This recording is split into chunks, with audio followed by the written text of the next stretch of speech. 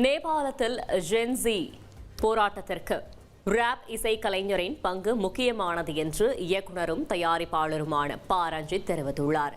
கெத்து தினேஷ் கலையரசன் நடித்துள்ள தண்டகாரண்யம் படத்தின் இசை வெளியீட்டு விழா சென்னையில் உள்ள தனியார் ஹோட்டலில் நடைபெற்றது.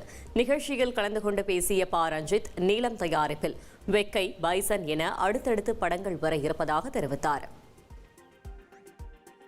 ஆனால் டைரக்டர் ஆனால் இந்த மாதிரி படம் தான் எடுக்கணுன்ற விருப்பத்தோடு தான் நான் இங்கே வந்தேன். ஆனால் நான் ஒரு 3 வருஷம் இண்டஸ்ட்ரியில் இருப்பேன் தான் நான் நம்பினேன். அதுக்கு மேலே நான் இருக்க மாட்டேன்னு எனக்கு பெரிய நம்பிக்கை இல்லை ஆரம்பத்தில்.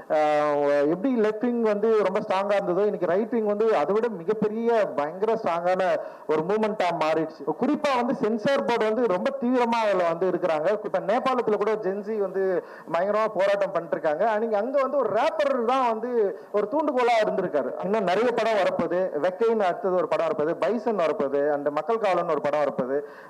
இது இல்லாமல் வந்து இன்னொரு 3 படங்கள் வந்து தயாரிப்பில் இருக்கு.